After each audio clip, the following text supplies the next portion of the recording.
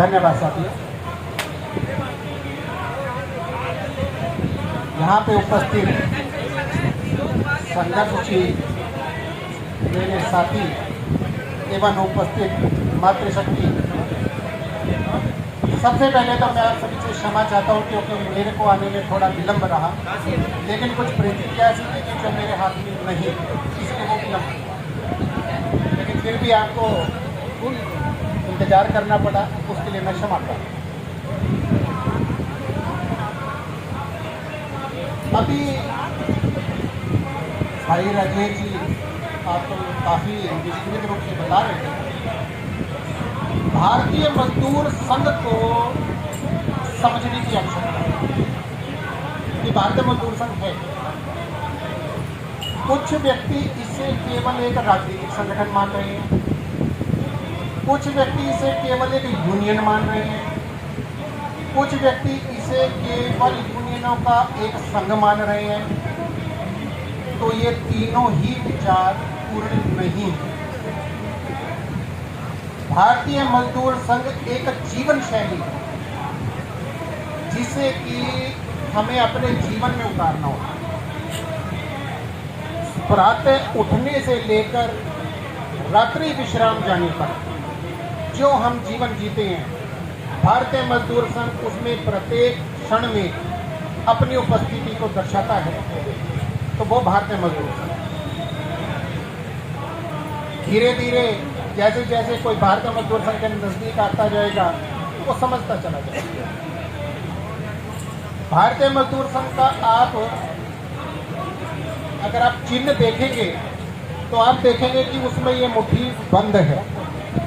भारतीय मजदूर संघ की प्रत्येक जो प्रतीकात्मक है, चाहे वो चिन्ह है, चाहे भारतीय मजदूर संघ का गीत है, चाहे भारतीय मजदूर संघ के नारे हैं जो आप लगाते हैं, प्रत्येक का एक अर्थ है। उसको समझिए।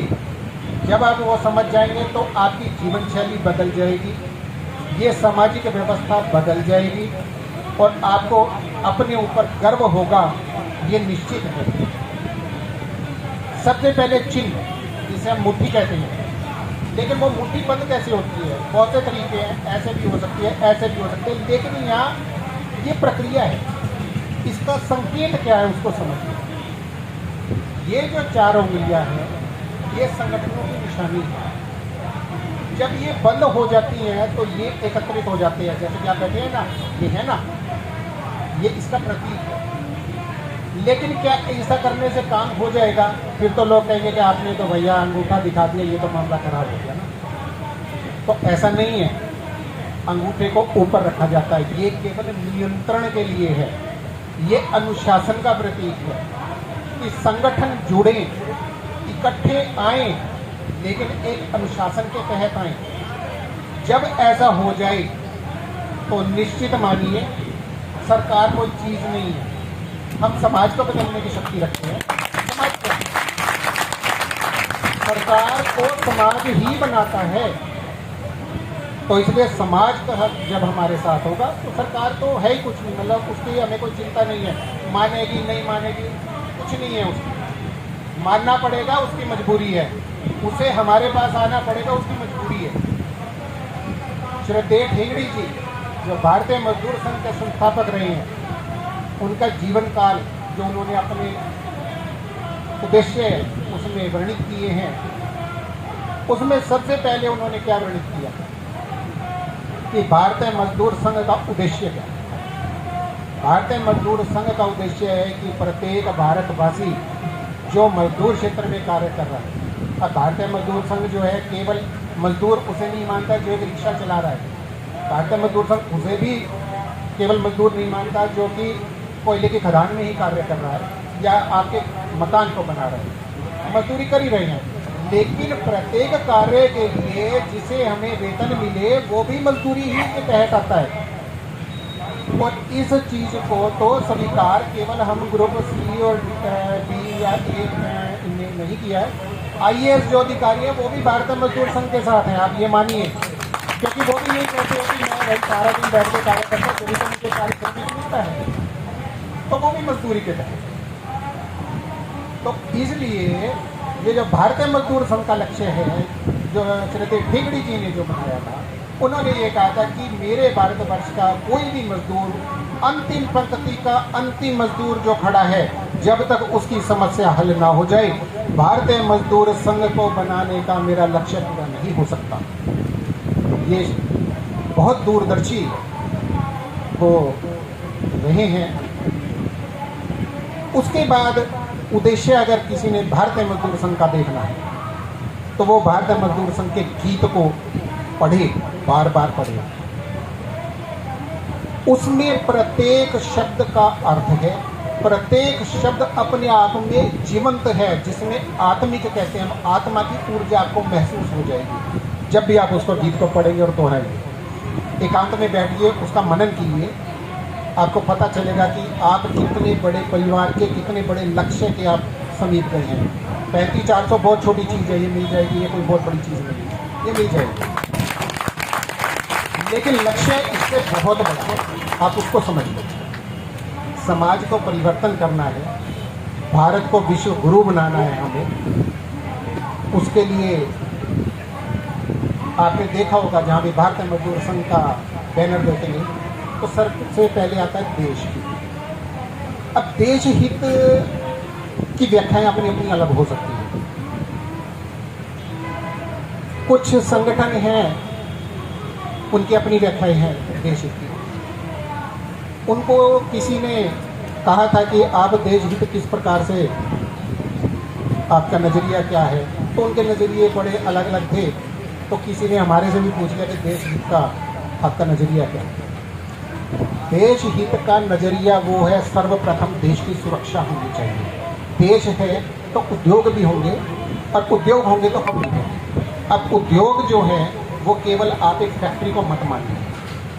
जो प्रधानमंत्री का कार्यालय या मुख्यमंत्री का कार्यालय वो भी एक उद्योग है। अगर भारत सुरक्षित है तो उनके कार्यालय है, वरना वो भी कल को नहीं रहने वाले। आप देख सकते हैं कि पाकिस्तान में क्या हाल है, वहाँ पे हर रोज़ गदरी मचता है, वहाँ पे प्रधानमंत्री नाम की कोई चीज़ नहीं है, व्यवस्था नाम की कोई चीज़ नहीं है। लेकिन आज भारत की व्यवस्था ऐसी है कि प्रत्येक देश हमारा सम्मान करता है, तो ये व्यवस्था का मामला है। तो इसलिए जो देश हित है उसके बारे में हम क्या कर सकते हैं, इस पे भी विचार करना चाहिए। मैं बात 1962 की कर रहा हूँ। 1962 में सभी को पता है, कुछ की उम्र खैर 1962 से कम होगी, लेकिन उन्होंने पढ़ा है, लिखा हुआ पढ़ा है कि हमारा चीन के साथ युद्ध हुआ और उसकी क्या परिस्थितियाँ थी और उसका परिणाम क्या आया, मुझे किसी को बताने की आवश्यकता नहीं है, सबको पता है। लेकिन उसका कारण क्या रही, ये विश्लेषण की आवश्यकता है। क्योंकि भारतवर्ष में जो उस समय में उसका नुकसान हुआ है वो आज तक कभी इतिहास में नहीं हुआ। उसका कई कारण हो सकते हैं, लेकिन उसमें से जो सबसे बड़ा कारण था वो वामपंथी यूनियनों के द्वारा हमारी ऑर्डिनेंस जो फैक्ट्रीज हैं, जो गोला बारूद बनाती हैं, वहाँ पे उसी समय पर जानबूझकर स्ट्राइक करवा देना हुआ। आज जो बॉर्डर पे हमारे सैनिक भाई हमारी सुरक्षा करते हैं, तो आप समझिए कि वो कोई लाठी लेके नहीं कर सकते हैं, उनको तो गोला बारूद और गोलियाँ सब कुछ चाहिएगा। आखिर वो कर तो हमारे लिए रहे हैं, इसको भी हमें समझना चाहिए। लेकिन जब युद्ध शुरू हुआ, वामपंथी यूनियन ने उसी समय स्ट्राइक के आह्वान किया और सभी ऑर्डिनेंस फैक्ट्रीज को बंद करवा दिया। और हालात सबको पता है कि हमारा क्या हाल है। जब ये स्थितियाँ देखी श्रीमती ठेंगड़ी जी ने, तो उन्हें लगा कि देश हित में, मुझे लगता है कि मुझे पहले तो रक्षा क्षेत्र में ही आना पड़ेगा, क्योंकि देश की रक्षा तो सर्वप्रोहित है, उसके बाद की बाकी की बात है। तो उसके बाद भारतीय मजदूर संघ ने ऑर्डिनेंस फैक्ट्रीज के अंदर अपने संगठन को खड़ा किया। उसके बाद कारगिल का युद्ध हुआ, उससे पहले भी पाकिस्तान से युद्ध, लेकिन कारगिल के युद्ध की मैं इसलिए केवल चर्चा यहाँ कर रहा हूँ क्योंकि वो युद्ध हमारे ऊपर थोपा गया था, उसकी कोई समय सीमा नहीं थी कि उस दिन शुरू हो जाएगा या ऐसा हो सकता है या 2 दिन में हो सकता है। वो कुछ इस प्रकार से थोपा गया कि वो अनएक्सपेक्टेड था, जिसके बारे में हम विचार ही नहीं कर सकते, कोई हमारी कल्पना ही नहीं है। भारतीय मजदूर संघ ने 15 दिन पहले का ऑर्डिनेंस फैक्ट्रीज में स्ट्राइक का नोटिस दिया हुआ था। मैं कारगिल युद्ध के समय की बात कर रहा हूँ। लेकिन जब वो युद्ध शुरू हुआ तो ऑर्डिनेंस फैक्ट्रीज ने तुरंत भारतीय मजदूर संघ के जो केंद्रीय कार्यालय वहाँ पे संपर्क किया कि हम देश हित की बात करते हैं श्रीमान। आज देश की क्या परिस्थितियाँ हैं, जो स्थिति है वो हमसे दूर नहीं है, तो हमें क्या करना चाहिए। तो हमें लगा और उन्होंने भी निर्णय किया, जिनके लिए कि ये सारा कार्य हो रहा था, उन्होंने ही निर्णय किया कि हम वापस काम पर जाएंगे। देश हित सर्वप्रथम है, सरकार से लड़ना कल को लड़ लेंगे, वो हमारे घर के अंदर का मामला है। लेकिन आज देश की सुरक्षा सर्वोपरि, और सभी को पता है कि उस युद्ध को हमने जीता ही नहीं, उसमें हमने अपने शत्रु का पूरी तरह से तबाह कर दिया, सबको पता है। और उन विभागों की मैं एक और प्रशंसा करना चाहूँगा कि केवल सबको पता है कि 8 घंटे की ही नौकरी का हमें वेतन मिलता है, 8 घंटे का ही कार्य करते हैं। लेकिन मैनेजमेंट के साथ वो साथी जाकर बैठे और उन्होंने कहा 8 नहीं, हम 16 घंटे का कार्य करेंगे आज से, क्योंकि आज देश को हमारी ज़रूरत है। और लेकिन फिर भी वेतन हम ओवर टाइम नहीं लेंगे, केवल 8 घंटे का ही वेतन लेंगे। तो जब ये कार्य जो है इस प्रकार से होते हैं तो वो भारतीय मजदूर संघ की संस्कृति है। अभी पीछे कुछ दिनों में बाढ़ आई, अभी भाई राजेश जी ने भी उल्लेख किया था, भाई प्रमोद जी ने भी किया। तो उस बाढ़ के समय में मैं भी खुद यमुनानगर में था, मैं भी बाढ़ में फंस गया था, किसी प्रकार से निकले वहाँ से। लेकिन उस समय जो प्रशासन है वो अपना कार्य कर रहा था। लेकिन अब मैं उल्लेख क्यों कर रहा हूँ उसका, आपने अभी नारा लगाया बीएमएस की क्या पहचान, त्याग तपस्या और बलिदान। नारे के अंदर क्या आत्मीयता है, अब उसको समझिए। त्याग किसे कहते हैं? बच्चे मातृशक्ति हैं, उनके बच्चे घर पे होंगे, इंतजार कर रहे होंगे, देखिए यहाँ बैठे हैं, ये त्याग है, ये त्याग है, इसको समझिए। तपस्या क्या है? ये भाई जो भूखे बैठे हैं यहाँ पे, ये तपस्या है। तपस्या करने के लिए तो हिमालय में जाने की आवश्यकता नहीं है, आप कहीं भी तपस्या कर सकते हैं। जब आप एक समाज के लिए कार्य करते हैं तो वो तपस्या ही है। और बात रही बलिदान की, तो बलिदान तो हम पूरे समाज के लिए कर ही रहे हैं ना। जिस समय हम काम पे नहीं हैं फिर भी हम समाज की चिंता कर रहे हैं, और हमने कहा कि हम अटेंडेंस तो नहीं लगाएंगे लेकिन समाज के हित के लिए हम वहाँ पे कार्य पे जरूर पहुँच जाएंगे। इन सब चीज़ों से पता चलता है कि भारतीय मजदूर संघ के जो नारे हैं वो केवल नारे नहीं हैं, वो जीवन शैली में आते हैं हमारे। ये सब चीज़ें देखकर प्रसन्नता होती है, गर्व होता है, और गर्व आपको भी होना चाहिए कि आप इस वसुंधरा के, इस पूरी धरती के सबसे बड़े मजदूर संघ, भारतीय मजदूर संघ का हिस्सा है, परिवार का हिस्सा है। और इस गर्व के साथ आपको आत्मविश्वास भी आना चाहिए, क्योंकि जो साथी यहाँ उपस्थित हैं तो किसी न किसी प्रकार से गांवों से जुड़े हुए हैं। मुझे लगता है कोई कुछ समय पहले तक गांव में रह रहा होगा, अब शायद हमें आ गया होगा, या जाते रहते हैं, किसी के माता पिता वहाँ पे होंगे। तो गाँव की स्थितियाँ सबको पता है। गाँव में सिक्का किसका चलता है? गांव में सिक्का उसका चलता है जिसका कि परिवार सबसे मजबूत होता है, सबसे बड़ा परिवार होता है, ये सबको पता है। अगर आपने देखा होगा कोई छोटे परिवार वाले होगा तो सीधा कहेंगे, देसी भाषा में कहो तो भैया उनसे पंगा मत लेना यार, वो बड़े मजबूत हैं। तो आज आप उस सबसे बड़ी परिवार का हिस्सा हैं, आपको गर्व होना चाहिए। आपको कोई कुछ गलत ना समझ सकता, ना कर सकता, ना किसी की हिम्मत है, चाहे वो प्रशासन हो, चाहे वो सरकार हो, चाहे कोई विरोधी संगठन। भारतीय मजदूर संघ अमर रहे, भारतीय मजदूर संघ अमर रहे, भारतीय मजदूर संघ अमर रहे। जोश साथियों का मजेदार मजा।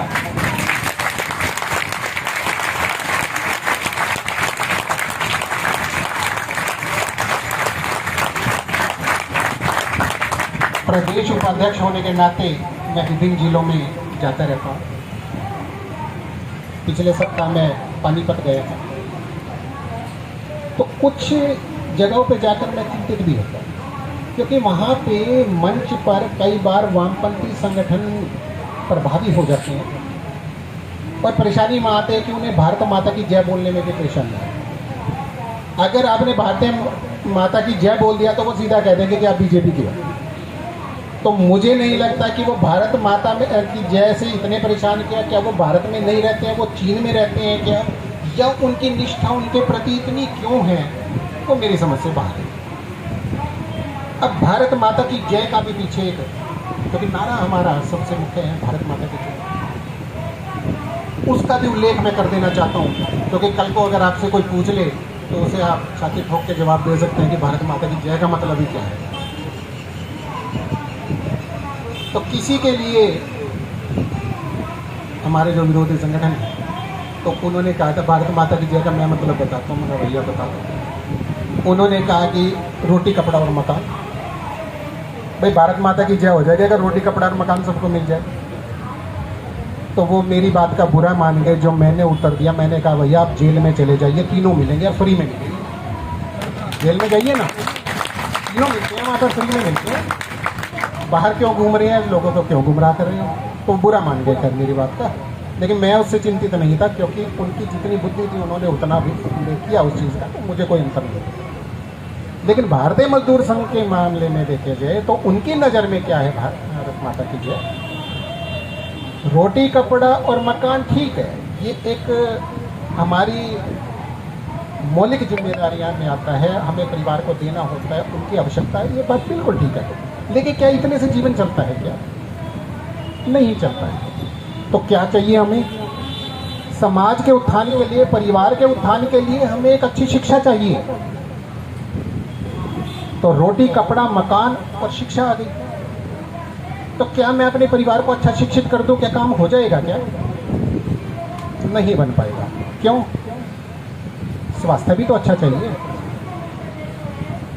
अब ये तो 5 हो गई, 3 से रोटी कपड़ा मकान शिक्षा और स्वास्थ्य। तो अब भारतीय मजदूर संघ ने इस पे भी संतुष्ट नहीं हुआ।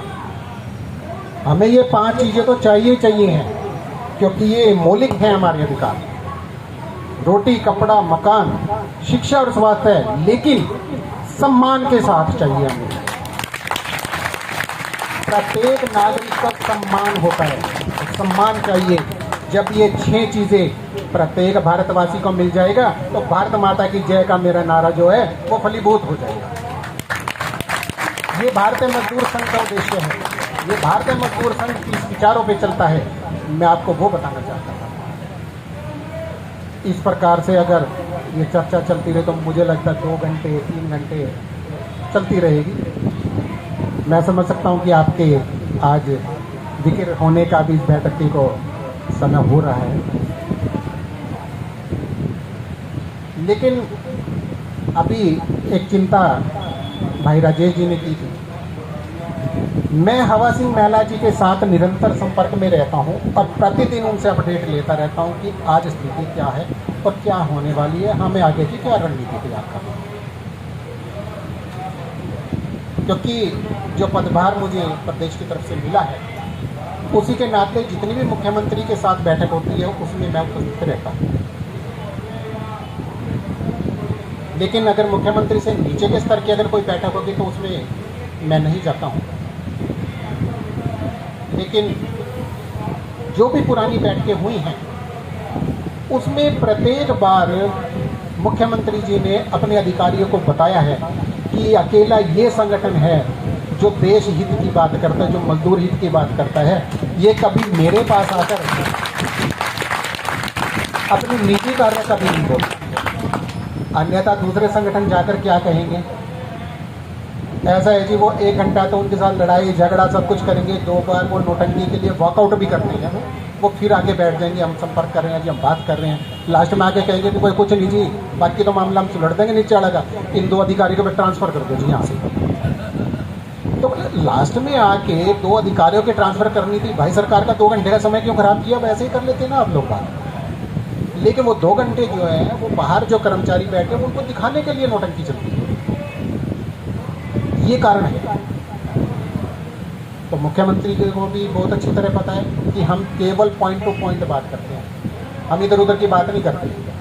हम सीधा कहते हैं कि ये हक की बात है और ये हक दे दीजिए। जैसे कि हमारा 35,400 हक है, लेके रहेंगे, आज दे दे कल दे दे, देना तो पड़ेगा।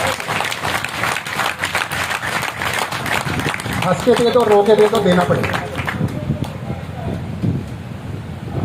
अब कुछ जगहों से, जिलों से मेरे पास भी सूचना आ रही है कि कुछ दूसरे संगठन वाले इधर से उधर से वो बीच में घुस रहे हैं, फिर व्यक्तियों को समझा रहे हैं नहीं नहीं, भारतीय मजदूर संघ तो कुछ नहीं है, ये बीजेपी का वही वो अंग है, और आगे ये और वो। कारण क्योंकि वो स्वयं एक राजनीतिक दल हैं, वो इसलिए आपको ऐसा कहते हैं। आप किसी भी इस प्रकार का व्यक्ति मिले तो उससे केवल 2 प्रश्न कर लीजिएगा, आपको उत्तर मिल जाएगा और वो दोबारा आपको प्रश्न नहीं करेगा। पहला ये पूछ लेना कि आपके अखिल भारतीय महामंत्री कौन है उस संगठन के, चाहे वो कोई भी है, चाहे वो इंटक वाला है, सीपीआई वाला, सीपीएम वाला है। तो प्रत्येक मजदूर संगठन का जो जनरल सेक्रेटरी होगा वो उस पार्टी का ही महासचिव होगा, तो वो ही होगा। तो आप बताइए कि वो सरकार के विरुद्ध कैसे जाएगा जहाँ पे उसकी खुद की पार्टी होगी। जबकि भारतीय मजदूर संघ का महामंत्री चाहे प्रदेश का हो या केंद्र का हो, वो कभी भी किसी भी राजनीतिक दल से नहीं हो सकता। अगर उसे जाना है तो पहले भारतीय मजदूर संघ से त्यागपत्र देना होगा, अन्यथा नहीं। क्योंकि राजनीति का भारतीय मजदूर संघ से कोई संबंध नहीं, कोई संपर्क नहीं। हम प्रत्येक उस राजनीतिक पार्टी का स्वागत करते हैं जो एक मजदूर हित की बात करे, जो मजदूरों के लिए तत्पर रहे और उसका भला सोचे, चाहे वो बीजेपी या कांग्रेस हो, हमें इससे कुछ नहीं लेना देना। लेकिन अगर कोई मजदूरों के हित की अहित की बात करनी शुरू कर दे तो वो हमारा शत्रु है, चाहे वो कोई भी हो, बीजेपी भी हो, हमें क्या लेना है उससे। कारण मेरा परिवार ये है, मुझे इसकी चिंता है, मुझे उसकी चिंता नहीं है। वो कल सरकार बनाए ना बनाए, मुझे क्या अंतर पड़ता है। तो इसलिए केवल आप 2 ही प्रश्न उनसे पूछिएगा, एक का उत्तर दे दीजिएगा साथ ही कि भैया आपका महामंत्री कौन है वो बता दीजिए। उसके बाद कोई जवाब नहीं होगा, वो तुरंत बताएगा कि मेरी पार्टी का महामंत्री है। तो भाई आप राजनीति हो गई। अब ये पूछ लीजिए कि जो भारतीय मजदूर संघ का महामंत्री कौन है, अगर वो नाम बता दे गलती से तो उनसे पूछ लेना भाई कौन सी पार्टी का, मुझे भी बता दो। तो वो मामला खत्म हो जाएगा। वो तीसरी बार आपसे ना मिलेगा ना बात करेगा। हो सकता है कि आपको 2 गलत शब्द भी बोल के चला जाए, ये संभव है, कारण आप उसकी अहम के ऊपर चोट कर देंगे। तो इस प्रकार से ये जो भ्रांति